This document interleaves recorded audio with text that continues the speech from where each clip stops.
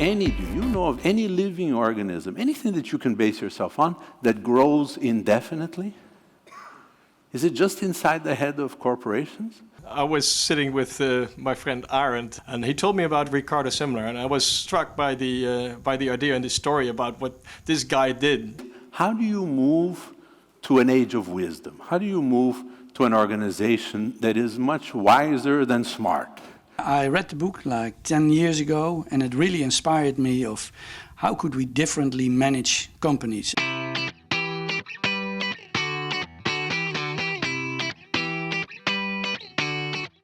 I liked it. He started discussing things that matter, that interest us all. Well, that was great. We were talking about how do you empower people, what do you do with salaries. I'm really looking forward to hearing him tell his story here and see who we can inspire by doing this.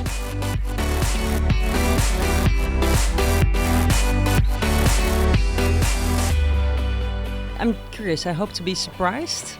And if there's one innovator in the world, it's him. You have to know him. Get to know more about his views on organizations.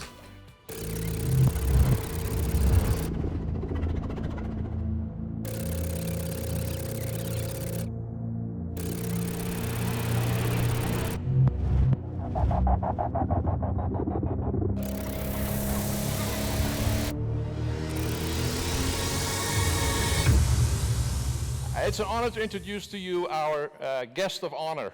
Please give a big round of applause for Ricardo Semler. How do you move to an age of wisdom? How do you move to an organization that is much wiser than smart? If I say to you, look, you're a salesman. Yeah. How many of these are you going to sell a week? 56. Okay, go. If you sell 56 by Wednesday, please, on Thursday, go to the beach. Don't sell more, for God's sake, because it seems smart to sell more. But it's not wise at all, because it's going to create an engineering problem, a production problem, a distribution problem, a warehousing problem, tremendous stress for everybody. And you ask yourself, why do we want to do just more and more and more?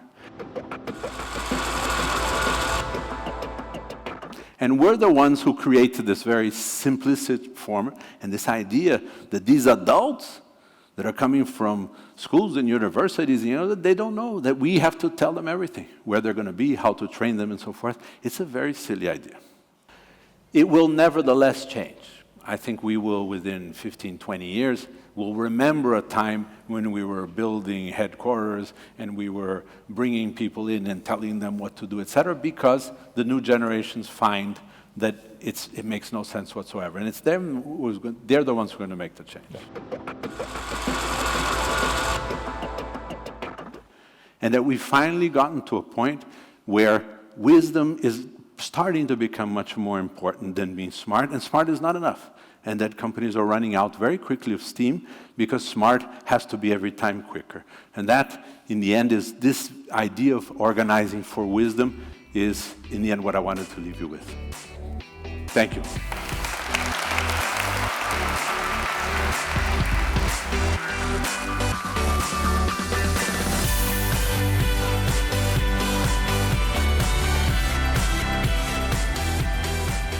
It was very nice. It was inspiring. Yeah, I really enjoyed it. Yeah, absolutely. Very inspiring. It was also interesting to see that the vision of Semler is incorporated already in new firms. How do we find people to work for us? We hire people like we do internet dating. Internet dating is, I make the company look like Tom Cruise, and the other person seems like they're Angelina Jolie until we meet in the bar. It was fun. No, it was also it's challenging. I think it's a challenge for all of us. So, and it was really cool to see him live on stage, of course, and explaining how he set up his company. And so you get together for 2 quick meetings, and you say, no, we must marry. There's no doubt about it. These kind of marriages don't last very long. And then we're surprised when we say, oh, I don't know, we have 15%, 20% in the hotel business, 43% turnover per year.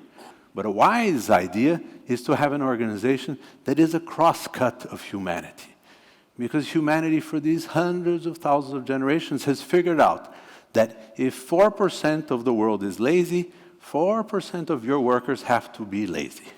It was really special to have him here and to hear the story live from him. I really enjoyed it. I really enjoyed it. Looking for wisdom is really the fundamental issue.